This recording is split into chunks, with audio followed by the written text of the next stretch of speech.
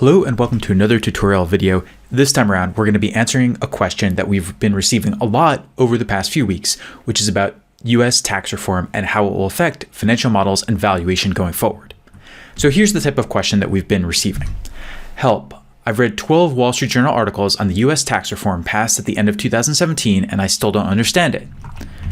Will companies still record depreciation? Should depreciation still be a percentage of sales? Will CapEx, capital expenditures, now appear on companies' income statements? So as usual, I'm going to give you a very short answer, and then we're going to look at it in some more depth and go into an example in Excel so you can see exactly how the old US tax system and the new US tax system impact companies' financial statements. The short answer is that if you read the law very closely, you'll see that most of the changes are actually fairly simple to model.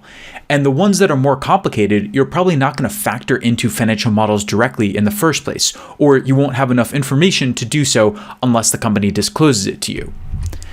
The first major change is that US companies now pay a lower statutory tax rate, 21% rather than the old rate of 35%.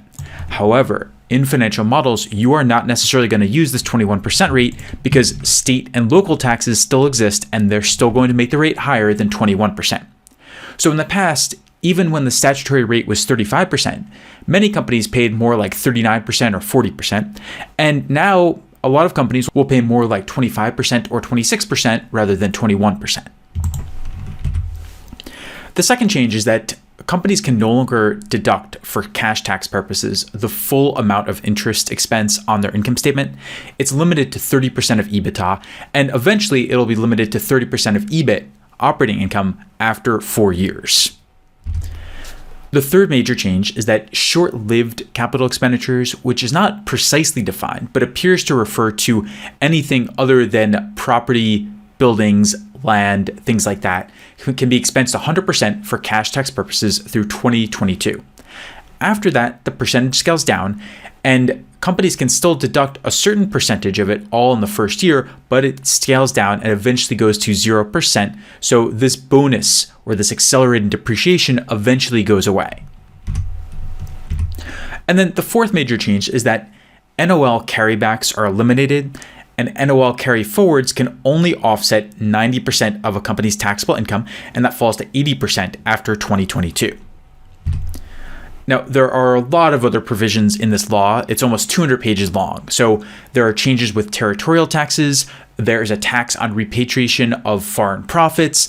There is a new tax on all US-based companies called the Base Erosion Anti-Abuse Tax, or BEAT. R&D expenses, or certain R&D expenses, will have to be amortized after 2021. There are changes to how pass-through entities like S corporations and partnerships are taxed. And of course, there are many changes to the personal tax code. But we don't have time to get into all that in a short video. And for example, the personal tax changes, while substantial, are not relevant to corporate finance or valuing large companies. So we're not going to go into them here. Finally, a lot of these changes are defined imprecisely and they're quite difficult to demonstrate in Excel. So we are going to focus on the four major changes that are precisely defined and show you how a company's financial statements would differ in Excel under these new laws. On the income statement, relatively little will change, except for the company's tax rate. Companies are still going to record book depreciation, interest, amortization, and other items like that. Many of these changes are not even permanent. And ones like the immediate expensing of capital expenditures, or at least short-lived capital expenditures, actually phase out after a period of time. So it's not as if companies' financial statement presentation is going to be completely different as a result of this law.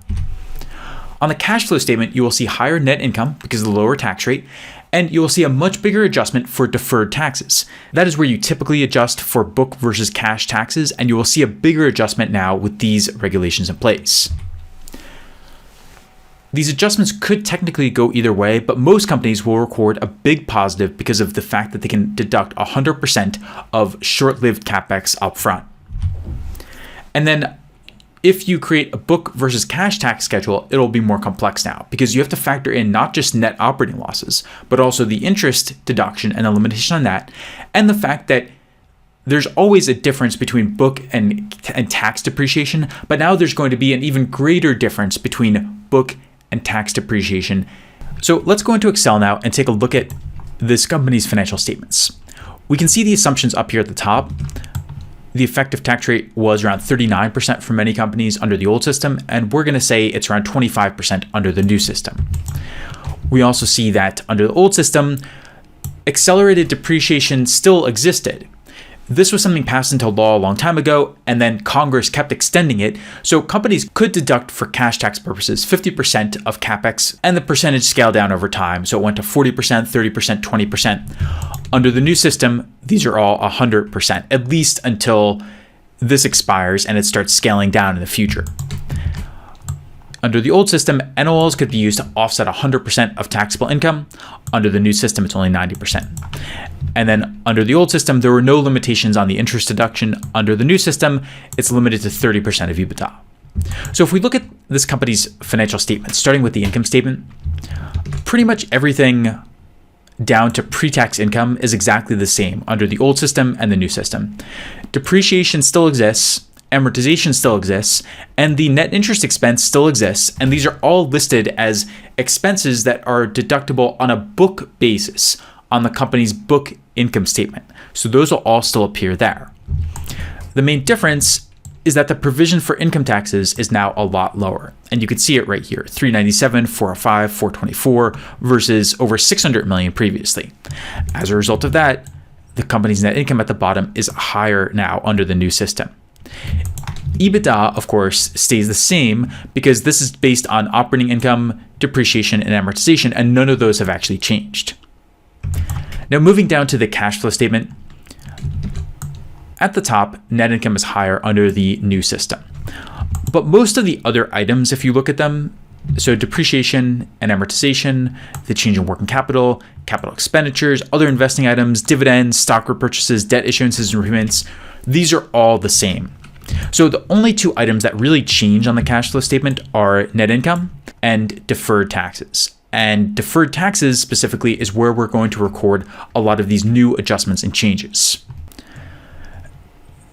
In terms of the depreciation schedule and how this works, remember that all companies have existing plants, property, and equipment. So a lot of these changes relating to the deduction of capex relate to new capex that is placed into use as of 2018, or technically the last quarter of 2017. But all companies still have that existing balance and nothing really changes with that. So you're still going to have book depreciation and tax depreciation of that existing PP&E balance. I've made some assumptions up here and assumed faster depreciation for tax purposes, as is usually the case. And that's the same under the new system and the old system. Nothing related to past depreciation for past capex put in use varies, except for that one exception for anything put into use in roughly Q4 of 2017. We're assuming that this company spends the same amount on capex under the old and new system. And we assume that when the company spends something on capex, they depreciate it on a straight line basis over 10 years. So the bottom line is that book depreciation under both the new system and the old system is actually the same. And even tax depreciation, if it's tax depreciation on the existing PP&E, that's also the same. The difference lies in this tax depreciation on new capex. And you can see it laid out pretty clearly right here. Under the old system, even though there was sometimes bonus depreciation and accelerated depreciation, it was a far lower percentage than what we have under the new system. At points in the past in the old system, this was more like 50%, but it was 40% in 2018, scaling down after that. In the new system, by contrast, it's 100%.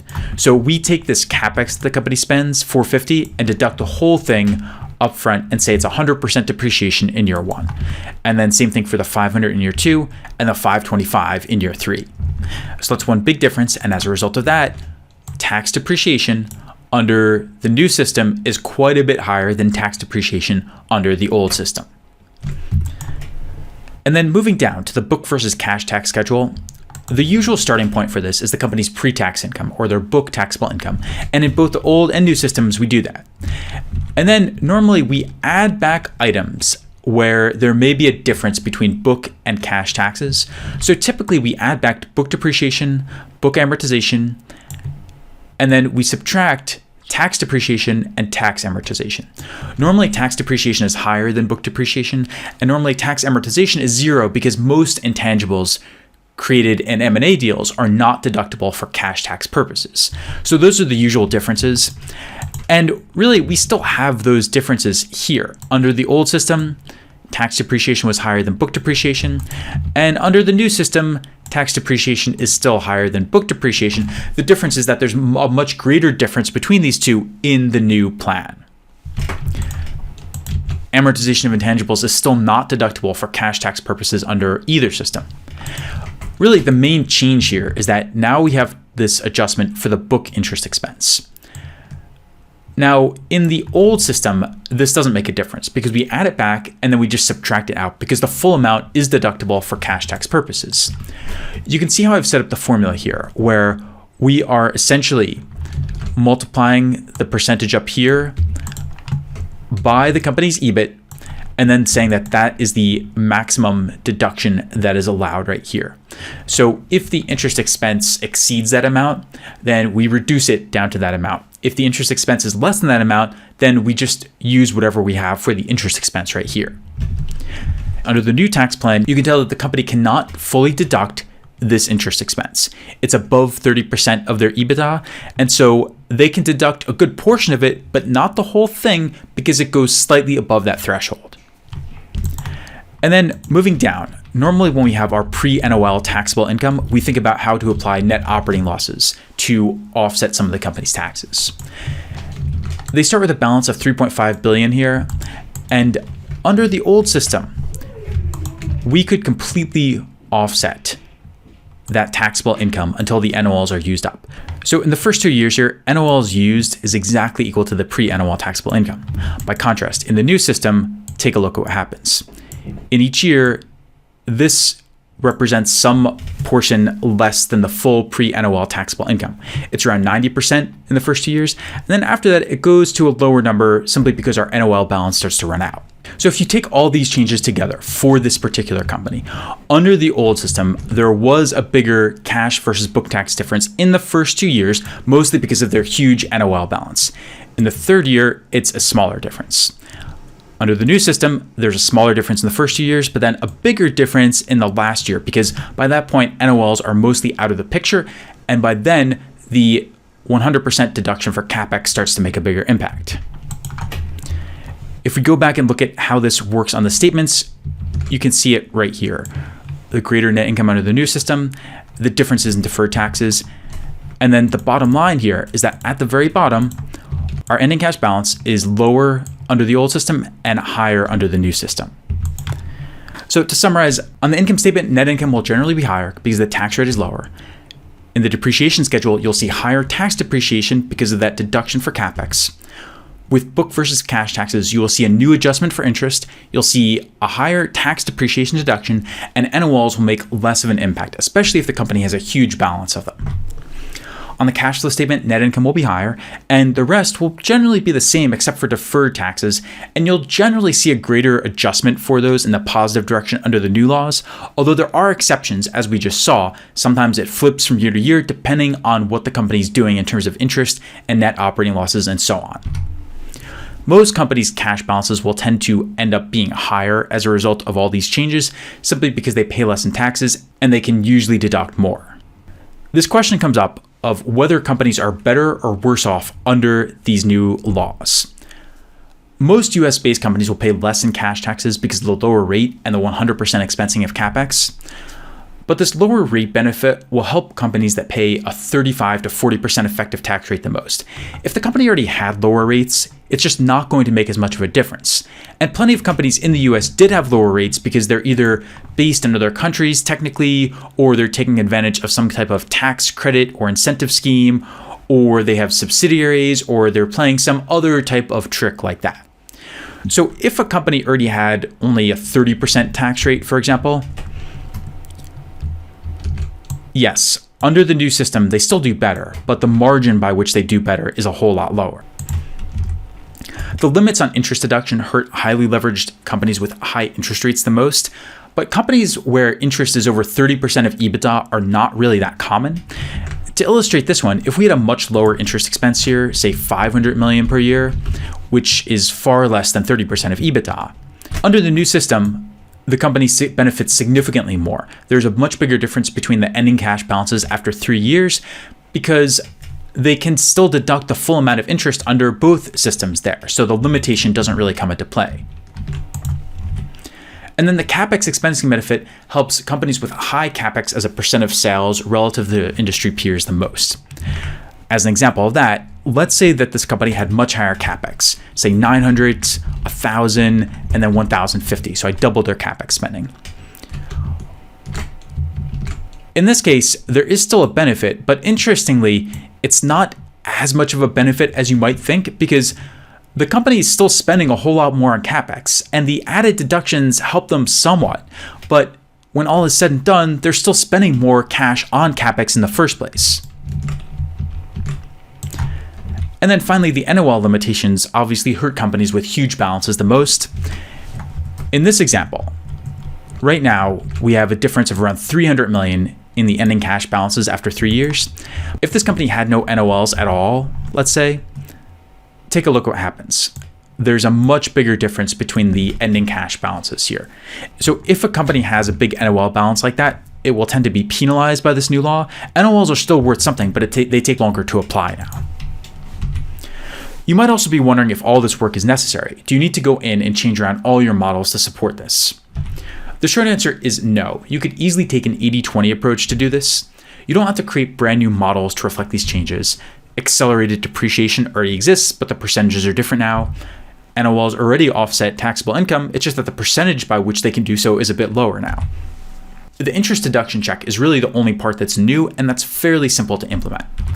So if you wanted to, you could just make deferred taxes as a percent of income taxes significantly higher to account for the CapEx deduction. Maybe you could even link them. You could actually skip this check with interest unless the company's interest to EBITDA is close to or above 30%, which is not true for the vast majority of companies out there. And if it is true, you just reduce deferred taxes by interest amount above 30% of EBITDA times the effective tax rate. With NOLs, it's a bit more complex because you need to set up some type of schedule to account for NOLs created and used, but most companies don't have large balances in the first place, so you can probably do something very simple here outside of a few scenarios where the NOL balance is much bigger. We're at the end, so let's do a quick recap and summary.